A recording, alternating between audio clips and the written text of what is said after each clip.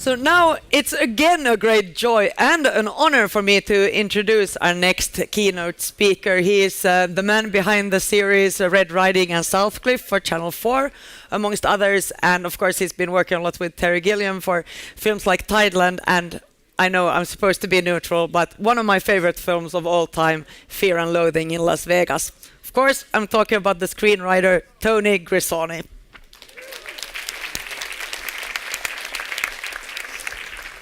Welcome. Thank you. This isn't Vivienne Westwood, this is Ralph Lauren. I hope it's just important to get these things done, ahead of time. So it's producer versus writer. Right? Yeah, I have a little vodka. Well, hello. As I said, you're a writer, yep. So let's start with the writing process. You've written both for film and TV drama, and that's the whole theme of today. Yeah. What would you say what are the main differences in storytelling in these mediums? I have no idea. I really don't, because I don't make any difference between the work I do on a film and the work I do on a TV show. It may be part of the reason why I haven't been involved in any of these wonderful long-running returning series. I haven't. Yeah, Red Riding was Red Riding was what old-fashioned, mini-series. Yeah, it was 3 parts. It was one complete story. Southcliffe was 4 parts, and that was one complete story, which you revisited and repeated in different ways. So it's not a series. So I think of them as being long films in a way. And with Red Riding, it's the sound what's of the that? wind. Is that God? It's actually Göteborg is famous for being windy, so I guess maybe not even here we can escape. I thought I was going mad. Yeah, it's outside. It's not in your head. Okay, it's okay. Good. Yes, where was I? Yeah. So thinking about them as long features. Yeah, and so with Red Riding, although each part was sort of self-contained, they also, they were interrelated. But I didn't take into account commercial breaks or anything like that when constructing it. And the same with Southcliffe. Although with Southcliffe, during the editing process, people were the director and the editor were very, very aware of where the commercial breaks were coming and so on. Not so much on Red Riding, which was much more abrupt cut. So I see them as being long form pieces, 3-4 hour films. Well, if we talk more about the production side, for example, who else is there deciding above your head, like the finances? What are the main differences there, working with film or working with TV? One of the things I can do with television drama easier than I can with film is I can go and speak to a commissioning editor, usually with a producer. So do you normally work with a producer attached? Yeah. And I go in there and I may have, with Southcliffe, myself and Peter Carlton, the producer, we've talked for 6 years, he claimed. He claims he's bought me dinner for 6 years. and it's a very important thing to do, always buy writers dinners. And he said, it took 6 years before eventually you did something for me, But I go in with a producer usually. We'd already talked about the idea and what I want to chase. And then if we're lucky and we get the commission, I then want as much freedom as possible. And touch wood, I've managed to get it. So, for example, with Southcliffe was an extreme example. No, actually, we'd go back to Red Riding. Red Riding was a quartet of books by David Peace. Very, very... Which 3 were made. 3 were made. I wrote 4 screenplays, but we only made 3 of them. I felt my job there was to trust the narrative and the tone and the characters. And in fact, I changed the way I wrote the screenplays to fit in more with the kind of prose that those novels were written in. Okay, in which way did you change it? More staccato. It was like when you read the screenplays, even a description of something inanimate is full of violence or paranoia. So every line indicated what this show was going to be. That was the idea. So we go in there, and then I didn't want to write any treatments or outlines. Any writer will tell you, almost any writer will say, I hate doing those things, because you're nervous about using a kind of shorthand to go quickly through the narrative, which very easily becomes just plot. And so you need to, I find I need to take longer and sort of live through those things. So to avoid that, I say, well, there are these novels, I don't want to do any treatments, I just want to launch straight in and write these things. Let me write the first draft. Let me make a mess, And I love those first drafts, because they are always messy, but they're full of life, And I think it was who was it? Someone said, the second, third drafts are all about trying to recapture that energy with 10% less, 10% less stuff, but recapture that energy of the first draft. So I was very lucky, and I got that. And the producer there was key, because I don't know what the conversation was between Andrew Eaton, the producer on Red Riding, and the commissioners. But whatever he said, I got the freedom. So we go in like that, and so I could do that, and there is no director attached, and so I can find the piece and go to 2, 3 maybe drafts before we then bring on board a director, and then I will work with the director very closely, and we go over things, and if it works well between us, then I will entertain ideas which are 180 degrees the opposite of what I've written, because there's nothing to be lost, because that's part of the game. So someone like Sean Durkin, who directed Southcliffe, we went through everything together, and it was a really exciting thing, and he's someone I really would like to work with again. He asked questions, which is the best kind of notes, because it puts it on you to do something. Someone asks you a question. You have to have arguments for keeping something. Yeah, someone tells you how to says, oh, you know what, I think it'd be a really good idea if you did this. You think, well, I might as well go home.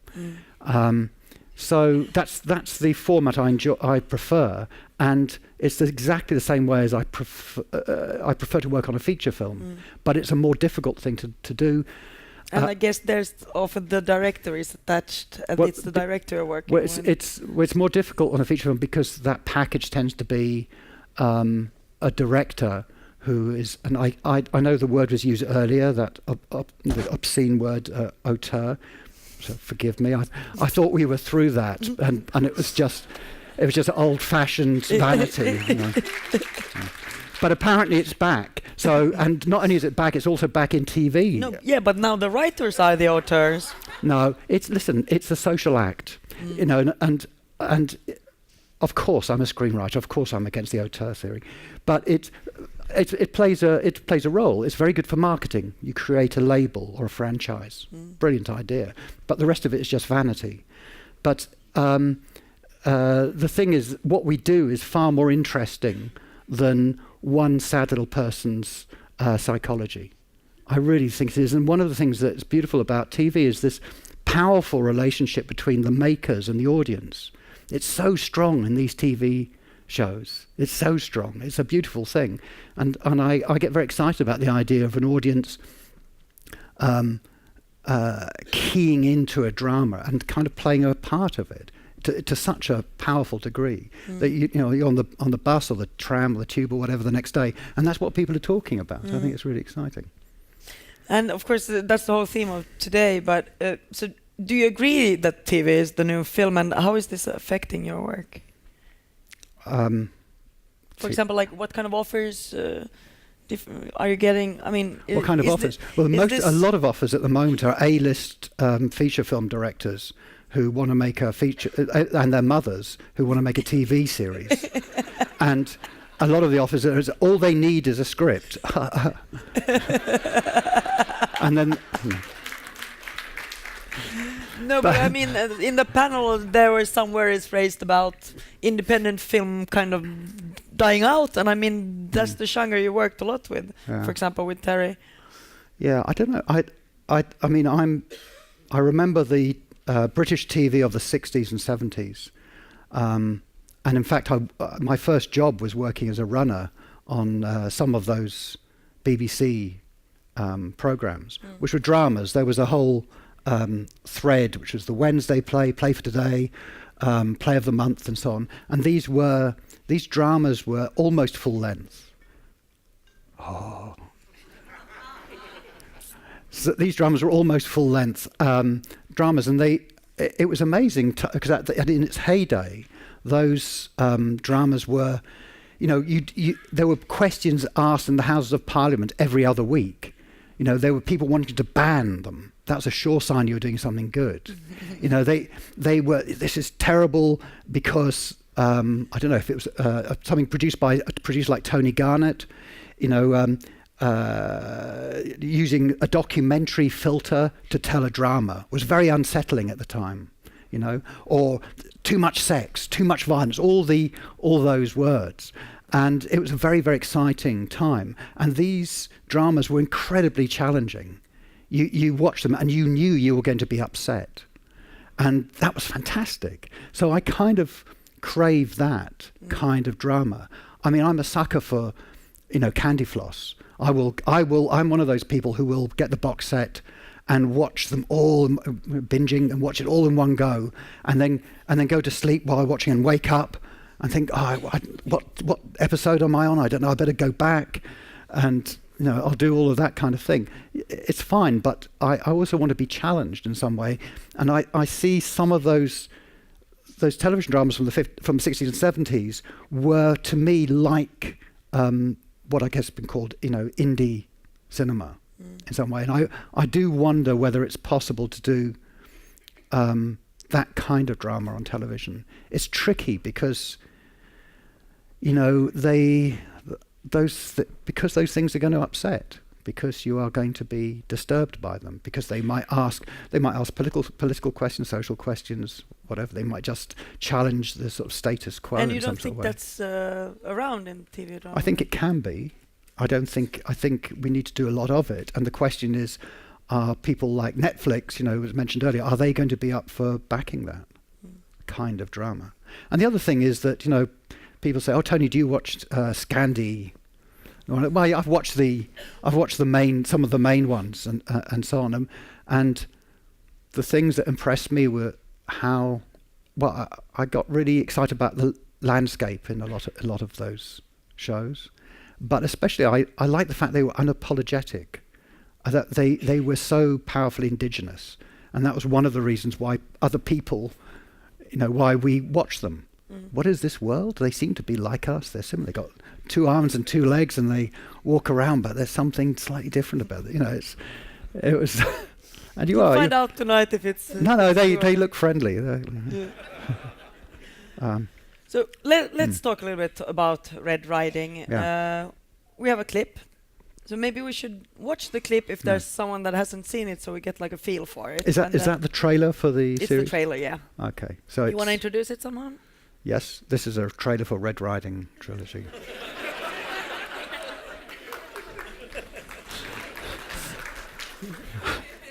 And I hope you enjoy it. It's very ferocious. It's so.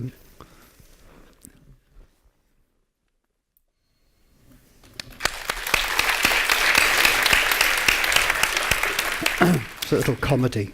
So you talked a little bit already about it, how you adapted the screenplay to be the staccato way of writing that the author had.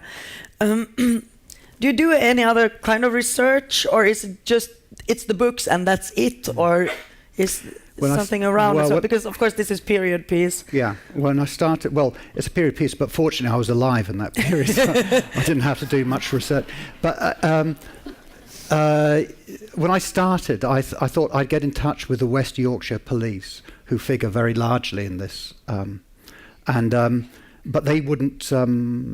I wanted to go and sit in a patrol car and go around with them and spend time, but they wouldn't. They wouldn't do it. They wouldn't talk to me. The only thing they said is that, we don't, all that corruption is in the past and so on. And so that was the only attempt I made, and then I kind of decided I would just trust. I would treat the books as if they were fact, which I think is the best way to treat fiction. Really, is the idea, isn't it? And interestingly, I'd worked with Michael Winterbottom on a film called In This World, which was about two Afghani boys being smuggled overland, and everything. It was filmed in a very, very documentary style, but everything that happened to them came from interviews I made with mostly young guys who had been smuggled into London, and based all the drama on those on them. And I treated this in the same way. I treated those novels as like they were interviewed. Yeah. And so that's, I will only, because it's the world. It's not. They're not documentary. They're not fact. It's not reality. It's a particular world that was created, and that's what I'm buying into. And I like being a sort of stranger in it and not understanding it all. And the novels are so serpentine, you know. The bits of this narrative sort of spirals off, and some things never quite make sense. Now, when I was talking to David, I had a 5-6 hour meeting with David Peace, the author, before I started, just to ask and say, well, you know, was there anything you wrote that you didn't put in the novels? Why did this happen? Who's this person? And of course, when you talk to authors like this, it's in the past for them, or they can't remember most of these things. But David was incredibly generous and looked back in his notes and tried to remember. But a lot of the time, the answer, he didn't know the answer himself. So I really like the fact that these narratives weren't tidy.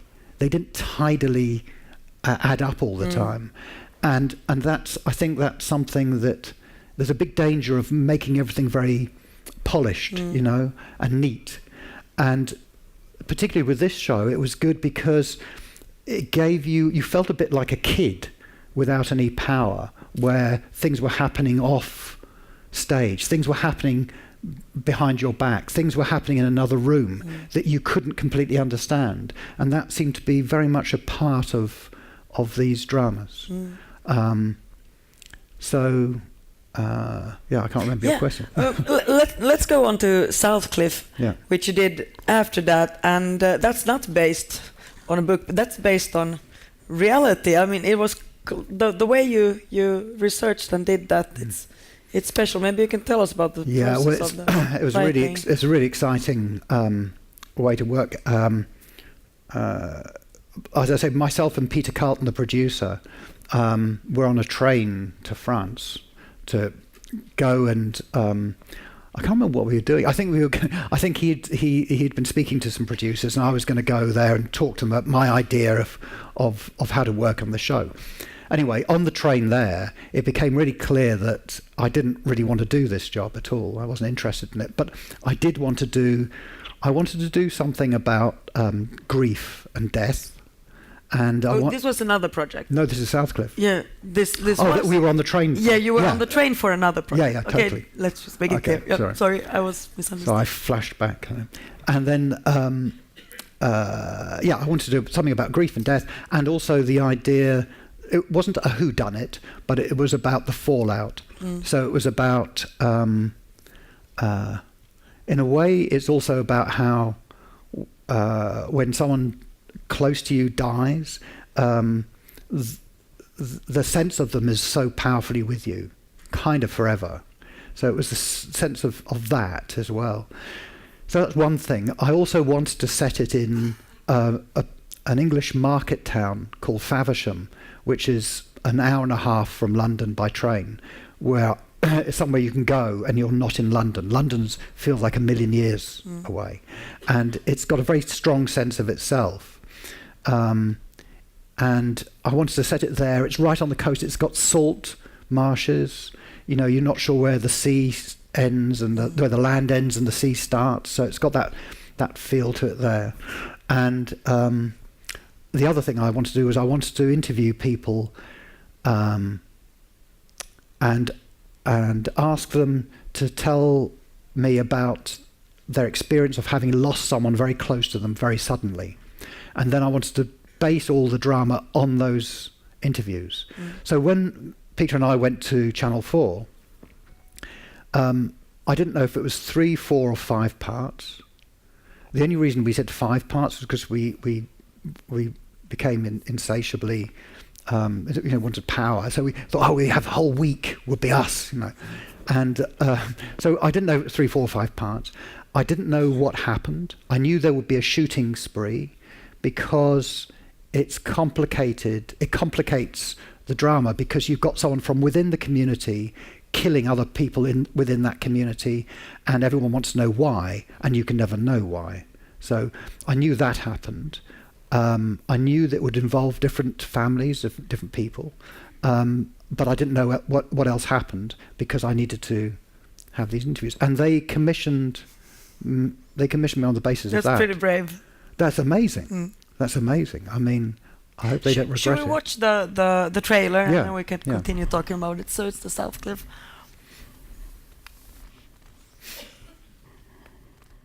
Yeah, you'll see this place. Oh, God.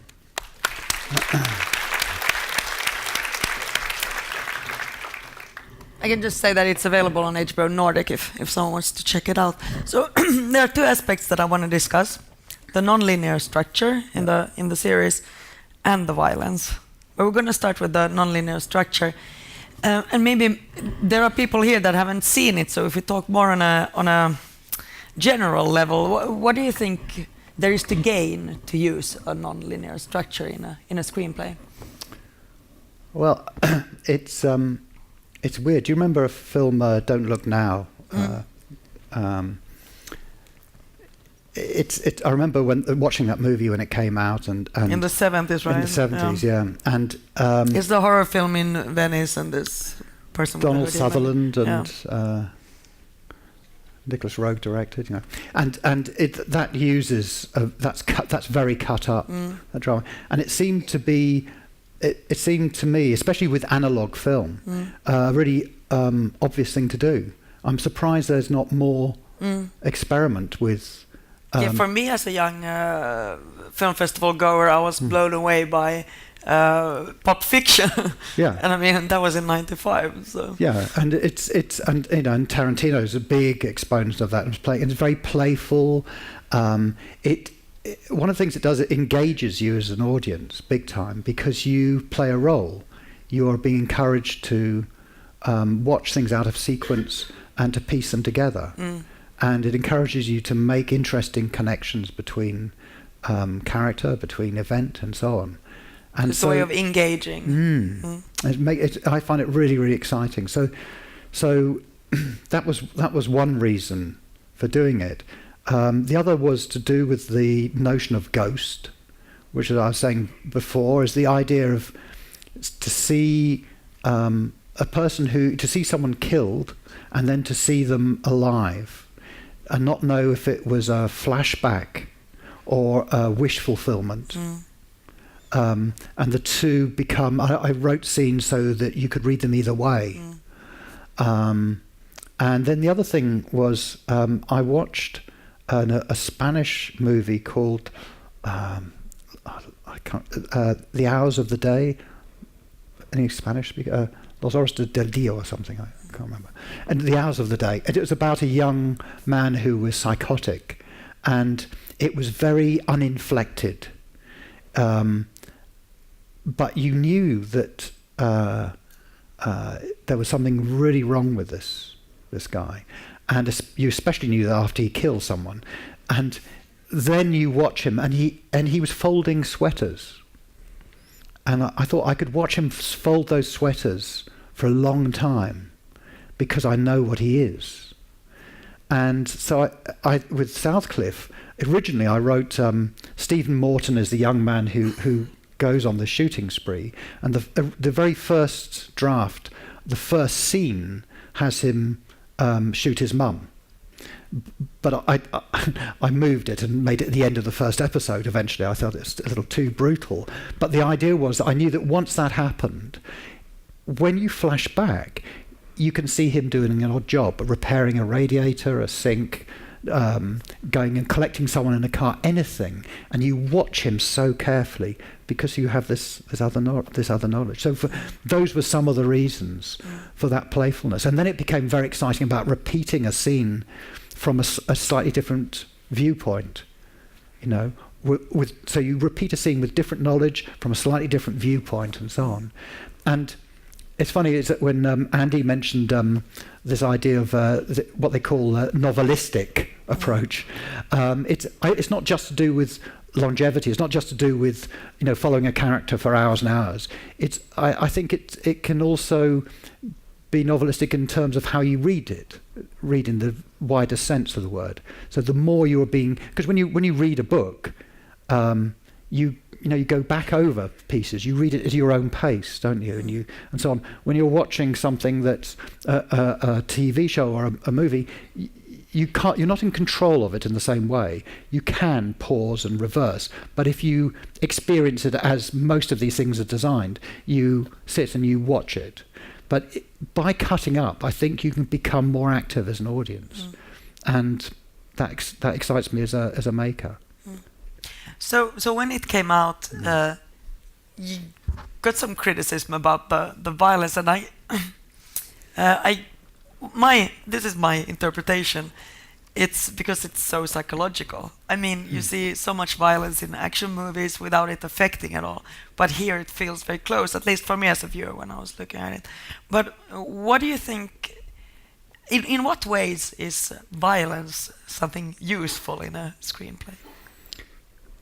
I don't think it is useful. I see it as something like any other element of a drama as being necessary. If it's necessary or it's not, and then it's about how you treat it. I mean, in Red Riding, it's interesting. I didn't have a proper conversation about it with a senior executive. I'd like to have had a proper conversation, but it didn't happen. But it was about a particular image. In the novels, there's an image which is a kind of obscene image, which is the wings of a swan that's been stitched into a dead child's back. And in fact, when I read this image, it was like the inverted cross, you know. But it was also one of the things that drew me to wanting to do this, to wanting to adapt those novels, because it made me it filled me with fear. It was too much. I'm getting afraid now when you're telling me about it. I didn't do it. It's only pretend. but it's you know, I read it and it's such a powerful it was upsetting, image. And it was there, and also had a certain horrific beauty to it. So it both drew you and repelled you. And so, you know, that I knew I had to do them when I read that. But this conversation anyway was when I wrote the first drafts, anything to do with that particular crime was all in the dialogue. There was never an image. And the conversation was, this particular person got obsessed with that image and said, listen, you know, I remember going for another meeting. He said, oh, by the way, he said, we're not going to have any swan's wings or anything. And I said, it's not there. People talk about it. They talk about it and they give you the image. And you make the image in your head, but we don't show it. Actually, in the end, you do see it in a shadowy way. But the idea was not to. So it was interesting how the power of that, you know, pushed off screen was so great. And if you look at a lot of violence in film traditionally, it's a particular genre when you see the physical actuality. Most violence is you're left screen, you're given the montage, you're given the juxtaposition of this image and this image, you know, a child's face and ice cream. Oh, he wants the ice cream. You know, same child's face, vicious dog. Oh, he's afraid of the dog. It's movies. You know, so that's simply that. But with Southcliffe, it became very important to push as much of the physical violence off screen because it was about loss. It was about trying to get close to. Look, you know, in real life, someone's close to you and then they're gone, and it's impossible to understand. It's really, really tough for people, and everyone goes through it. Everyone has had or will have always having that experience. You know, it's part of our experience. So the idea of that absence became really, really key, and that wasn't to do with blood. That was to do with something else. So it was very important to push it off, so it wasn't in the way. I think any accusations of violence with Southcliffe was just lazy journalism. I think it was because they keyed into the 3 shooting sprees in the UK. So they could say, "Oh, do we really need to watch this?" And then they could print a picture of one of the real shooters from. You know, it's just nonsense. So it shouldn't be taken seriously. It shouldn't be just ignored. So does anyone in the audience have a question? You can just. I hope so. Put up your hand. This is the chance to ask Toni something. Not too far back though for the first one. Oh, it's fine if it's quite far back. we have a strong man here who can throw the catch box. No question. No one? Well, this is typical Sweden. Oh yes, Liselott. So first you have to have it. So it's actually a Finnish startup called Catchbox. So it's a mic that you throw into the audience. There you go. And then you just talk into it. But I was thinking about the nonlinear dramaturgy. Yeah. And why is it so seldom used? And the interesting thing when you think about the new generation who grows up with the logic of games, my experience, but this is not scientific proof, but with a lot of young people who are into gaming, that they really love films with nonlinear storytelling because they are so fast to guess the linear storytelling. So as you said, it's activating them, and they want to watch films more active than just being served. So what is your reason that you is it more difficult? Have you any experience of getting your scripts through if you do some storytelling, or why? Why is it so? I agree with you, and I think it's interesting. There's a sort of 60s generation who took acid, and therefore, you know, and then more recently it was, you know, the digital version. But I also think it's much closer to your experience of life. Somehow, I haven't gone to someone and said, "I want to tell this in a totally non-linear way," and then they said, no way are we doing that, Tony. That hasn't happened. With Southcliffe, they were very open to it and talked through, but I don't see a lot of it. That's what, and I think it may just be, I think it may be lack of courage on the on us, the makers. I think we don't entertain that idea enough, and it's dangerous because you don't want it just to be a gimmick that happens in one thing. You want it to be a more usual thing. Maybe it's happening. I mean, Breaking Bad. Do you remember in Breaking Bad they had as one of their little techniques really, they had the images, which didn't make sense until the end of the season, of that particular season, and people latched onto that and really enjoyed it. But that was a very simple thing. That's like saying, oh, here's a piece of candy. Oh, great, it's the same all the time. You know, I know what to expect. But do something more complex. It would be interesting. I think we just need to experiment and play and do that, especially if it's to do with. I mean, it's funny, isn't it? If you think of a period piece. It feels strange to entertain the possibility of doing it there, but that's exactly where I think you probably should entertain it. There would have been a time when the idea of having contemporary music on a period piece, as they do in Peaky Blinders, would have been anathema, would have been a very strange thing, and yet now we would take it as totally the usual thing to do. So. Thank you. I just have to tell you that I showed Fellini's first 8.5 to these gaming boys who are not cineasts but into gaming, and they loved 8.5. But then I showed La Strada, and I thought, oh no, that's Thanks. It's funny about 8.5. I watch it every 10 years, and I always have a different reaction to it every 10 years. You know. I don't know that. So I think we'll round up. Of course, we want to know what you're working on right now. I'm doing. I'm writing a single drama for television, and I really hope that it can be And the idea is that it's although it's a single drama, it's not a mini series. It's a bit like smuggling an indie movie into TV. And I want to. This is one I want to direct, so I'm writing that, and I hope we can do that. And then I'm adapting a novel by China Mieville called The City and the City, which is a 4-parter for BBC.